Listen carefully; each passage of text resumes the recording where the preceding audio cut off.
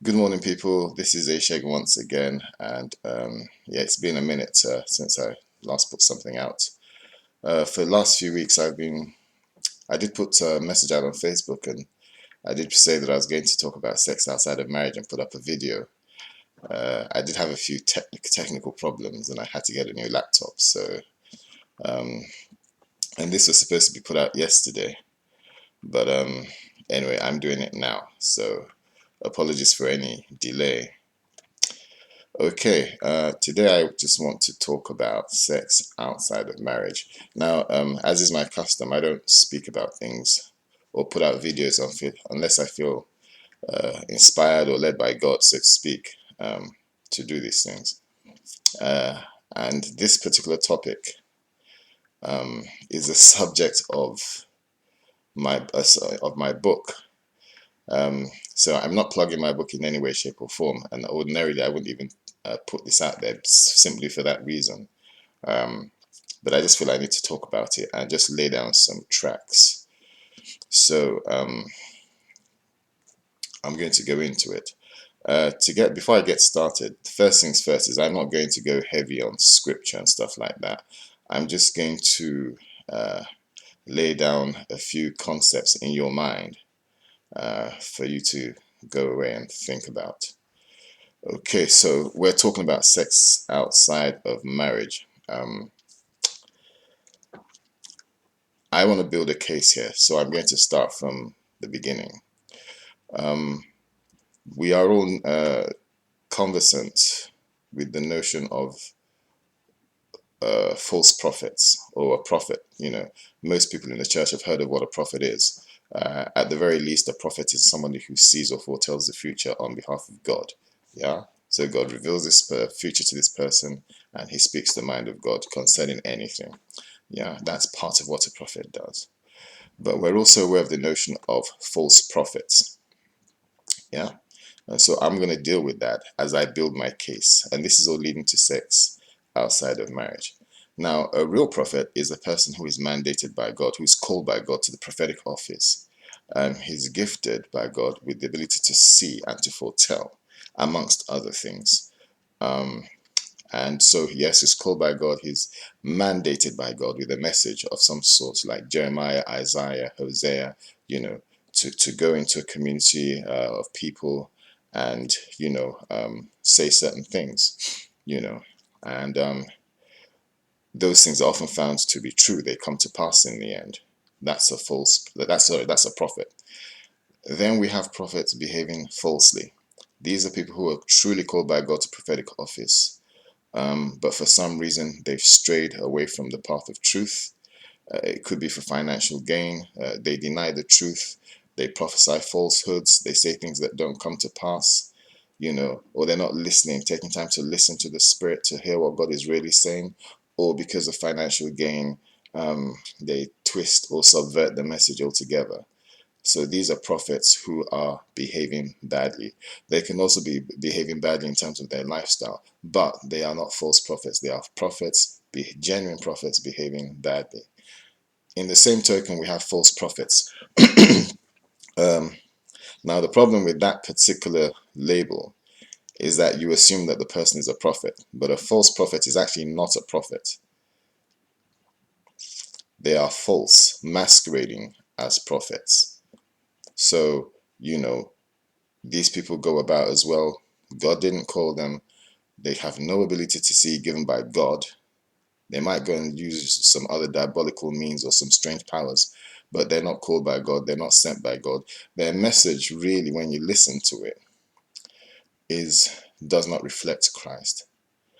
And so, in that context, they are false. So the label prophet is given to show that they are false. They're not prophets at all. Now, all of these categories that I've mentioned can grow a large following.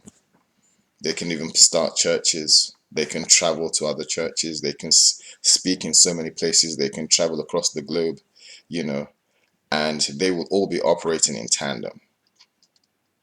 And they'd have a following. They'd have a ministry. They might even buy a building and all of those sort of things. but it still doesn't take away the fact that a false prophet is a false prophet.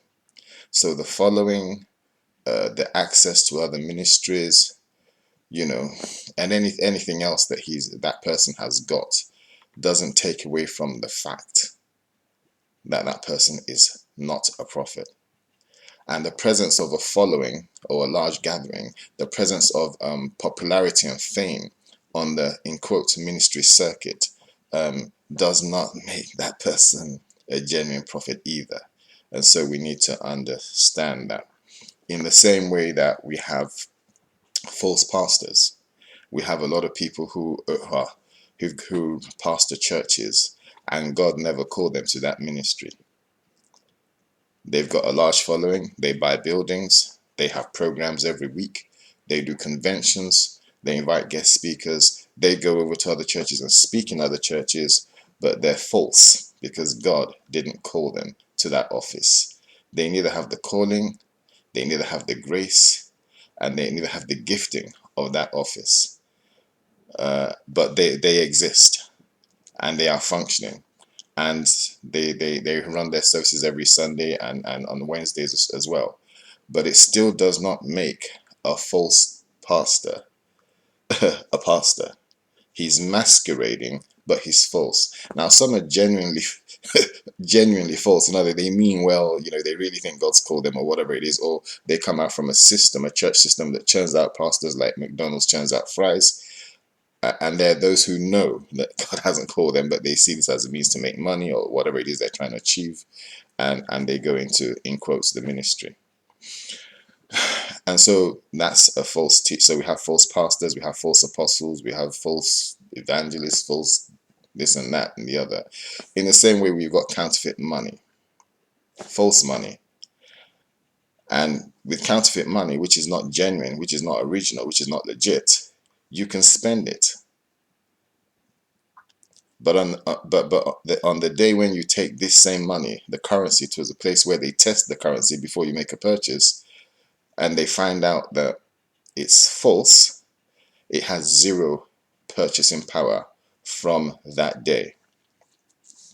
So you take £1,000,000 and you want to go buy a house, and they run it through a check or whatever, and they find that all these notes are forged, they're fake. Then it has no legitimacy, and it has zero spending power on that day. Now keep that in mind, because the same thing happens with marriages. And I know that Christians a lot of people generally tend to shy away from the truth that marriages are false. But there are false marriages. So there are genuine marriages that are representative of the will of God and the wisdom of God. And there are false marriages that have nothing to do with God at all. It could be marriage of convenience, marriage by deceit, and all of that sort of stuff. With some kind of dodgy motive. There's also always some kind of dodgy motive. It could be marriage for financial gain, financial security. It could be, just different things that don't reflect the will and the wisdom of God. But people are joined at an altar and deemed to be married, but they are false. And as the marriage plays out, you people get to see that this is a false marriage. And so so we do have false marriages, as we have false prophets and false pastors and false teachers and false or fake money. So now, how does this tie with sex outside of marriage? Well, when we think of sex outside of marriage, we think about people who aren't married in totality, two single people. Or we think of somebody who is having sex with another person outside of their own marriage, and we are very quick to label them. They're fornicators, or they're having sex outside of marriage, they're committing adultery, and all of that sort of stuff, But here is the thing: there are many people who are legally joined in matrimony. I didn't say they're married, I said they're legally joined in matrimony, who are actually having sex out of marriage. And I'll break this down for you. If you are married to somebody, or you get married to somebody, or you get legally joined to somebody, as the term might be, that you shouldn't be married to. Or you get married to somebody because you want to stay in a country and all of that. If the premise of what you're doing is false, then the marriage is false. And if the marriage is false, then everything you're doing inside it is false. You can have children. You can buy a house together. You can build a house together. You can open businesses together. You can go on holidays together. Send your children to private school. But it doesn't take away the fact that your union is false. So if you are in a union that's false, it's not a marriage. There's a difference between a marriage and a legal union. You might be legally joined to somebody, but you're not married to them because they're not your true spouse. And if they're not your true spouse and you're sleeping with them, you are having sex outside of marriage. Yeah, I say that again. If you are legally joined to somebody, you are not married. In other words, if you marry somebody falsely, if the premise is false and the choice is false, you're married to a person that you have no business being married to, then you are not married. You are legally joined. I know, yes, there's nothing in British law or Nigerian law that states that, but I'm speaking about God's law. And I'm speaking the mind of God to you. Because how God perceives what we do and what we are in or involved in supersedes any human designation. Everybody goes to the altar to get married, but not all of them are married. Some of them are legally joined. And so if you're with that person who is not supposed to be your spouse in the first instance, that person is not truly your spouse. And if that person is not truly your spouse, that means you and that person are not married to your spouses, the people that you should be married to. And if that's the case, then you are having sex outside of a legitimate marriage. Yeah, I'll let that resonate for a minute.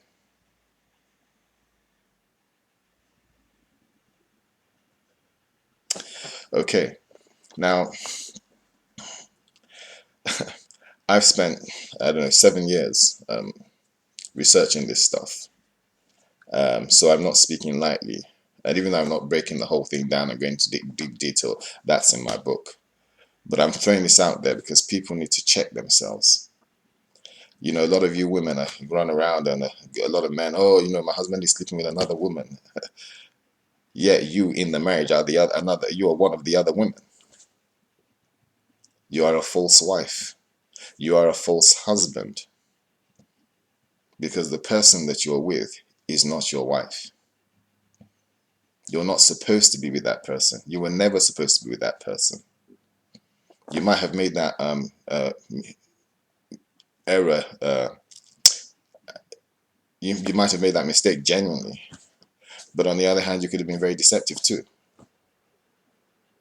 Just as I talked about pastors, you know, there's some real pastors who are, you know, they're very genuine, passionate about what they do. They genuinely are in this thing, but they're genuinely not called by God.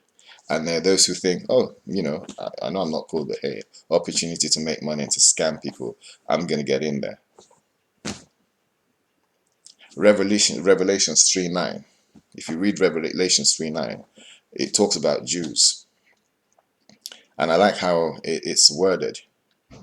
Because God says, you know, he starts talking about those who claim to be Jews. And those are his words, those who claim to be Jews but are false.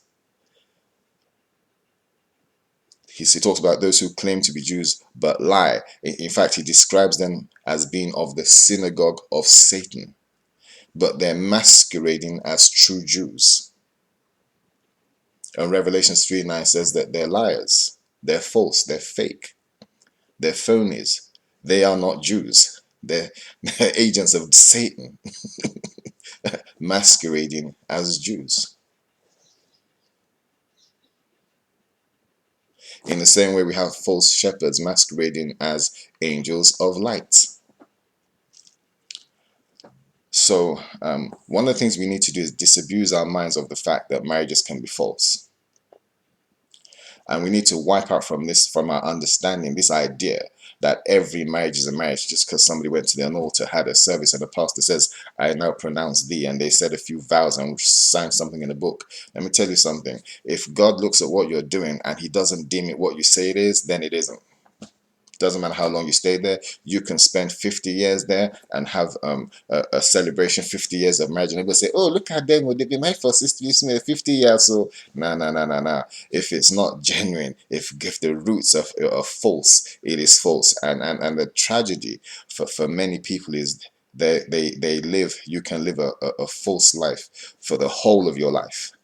You can start off in falsehood and die in falsehood, never really experiencing true living in regards to marriage. So before you go out there and shout about who somebody's sleeping with your husband, the first question is that person really your husband? Is that person really your wife? Because if those people, if you're not husbands and wives to each other, then the union itself is false and you are sleeping with somebody else's husband or wife. I'm going to leave it here with you to think about these things and think about your own unions. And I got, I'm not asking anybody to run pack out of their homes tomorrow, but I think that people need to examine some of their relationships. So, some of you are going through difficulties in your relationships and you're thinking, oh, it's the devil. It's not the devil. It's the truth of your union that is challenging you. It's the truth of your union that is speaking against you. It's not the devil. You can go to as many churches, they can prophesy or lieify as they do these days, and tell you all kinds of nonsense. And you can quote as many scriptures as you can. You can go to as many marriage classes and counseling. There's no amount of counseling or spiritual activity that can negate the truth. So we need to come to the knowledge of the truth regarding all the things we do, whether it be marriage, whether it be business. You can genuinely go into a business and it's false. You're not supposed to be there. That's not where God would have you be. I remember Kenneth Copeland. Is it Kenneth Hagin? Kenneth Hagin. I correct myself there. He was a pastor for 14 years, had a congregation, had a building. People came, preached the word, took an offering every Sunday, did midweek Bible study. And after 14 years, God called him in another direction and told him that he never called him to be a pastor. So he spent 14 years. Now, he was genuine. He loved the Lord. He was serving God, and this is how he felt, But truth is, God never called him in that direction at all. And then he went off in the evangelical direction. I'm not accusing him. He wrote it in his book. These are his words. God told him, no, I never called you to this thing. I never called you. Never called you to this thing that you're doing. And so there are many people who are in things that they're not supposed to be in. Marriages, businesses, and all of that sort of stuff. But today I'm talking about marriage. So if you're in a marriage and you're sleeping with somebody that you're legally joined to, but you're not supposed to be married to, you are having sex outside of marriage. And so I'm going to leave that there with you. And until my next broadcast, it's shalom from me.